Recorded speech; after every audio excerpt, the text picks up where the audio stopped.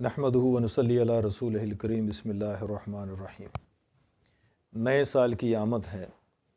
اور آج رات 12 بجے نیا سال شروع ہو جائے گا۔ 2022 ختم ہو جائے گا اور 2023 شروع ہو جائے گا۔ تو سال کے اعتبار سے اللہ رب العزت نے دو طرح کے ہمارے اوپر نظام چلائے ہیں، ایک قمری اعتبار سے ہیں اور ایک شمسی اعتبار سے ہے، اور دونوں ہی اللہ کے ہیں۔ شمسی نظام بھی اللہ کی طرف سے ہے اور قمری نظام بھی اللہ کی طرف سے ہے، لیکن یہ جو سال کہا جاتا ہے، عیسیٰ علیہ السلام کی طرف جو منسوب کیا جاتا ہے، اس کو عموماً عیسائیوں کا کیلنڈر کہا جاتا ہے۔ تو کیلنڈر کے اعتبار سے تو اس میں کوئی حرج نہیں ہے،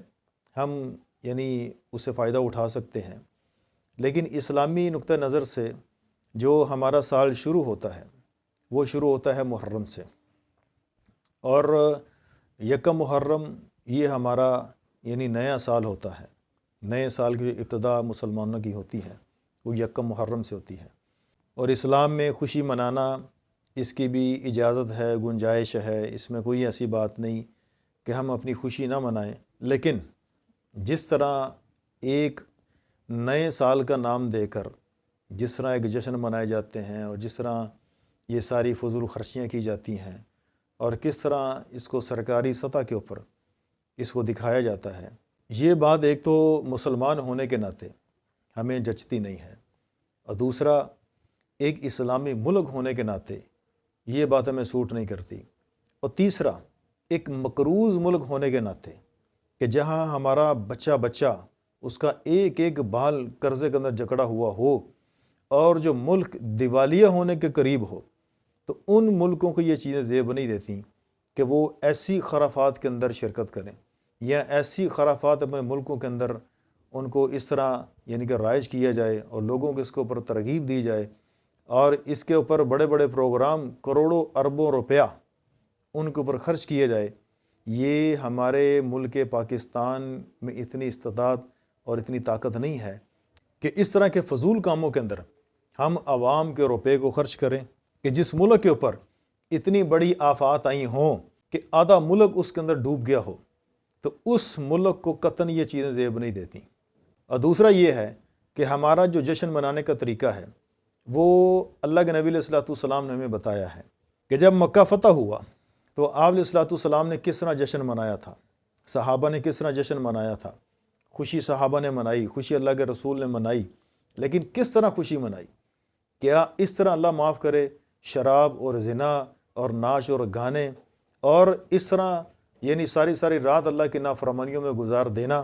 عوام الناس کے مال کو اپنا ذاتی مال سمجھ کر اس کو اس طرح آگ لگا دینا، اور اس طرح شرلیوں اور پٹاخوں کے اندر اس کو اڑا دینا،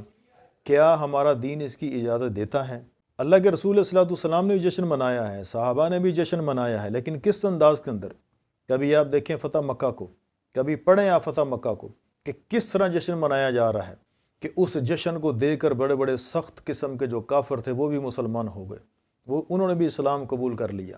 آپ علیہ السلام کے اخلاق کو دیکھ کر، آپ کے درگزر کو دیکھ کر، آپ کے معاف کرنے کو دیکھ کر، بڑے بڑے سخت دل جو کافر تھے، اسلام کے سخت مخالف تھے، وہ بھی اسلام قبول کرنے کے اوپر مجبور ہو گئے۔ آپ نے عام معافی کا اعلان فرمایا، اور صحابہ نے ساری رات جو ہے اللہ کی عبادت کے اندر گزاری، ساری رات کو سجدے میں ہے، کوئی دعاؤں کے اندر ہے، کوئی نوافل کے اندر ہے، کوئی بیت اللہ کے طواف کے اندر ہے، اور کوئی حتیم کے اندر ہے، کوئی اللہ کے سامنے گڑ گڑا رہا ہے، رو رہا ہے، معافیاں مانگ رہے ہیں۔ اس طرح یہ ساری رات جشن منایا گیا، اس طرح فتح مکہ کا جشن منایا گیا۔ یہ ہمارے لیے آئیڈیل اور ماڈل ہیں، یہ ہستیاں ہمارے لیے معیار زندگی ہیں۔ اس میں کسی کا نقصان نہیں ہے، اس میں پیسوں کا ضیاع نہیں ہے، اس میں کسی کو تکلیف کا اندیشہ نہیں ہے، لیکن جس کو ہم نے جشن کا نام دیا ہوا ہے اس میں لاکھوں لوگوں کو ہم تکلیف دیتے ہیں، کروڑوں روپے ہم اس میں برباد کرتے ہیں۔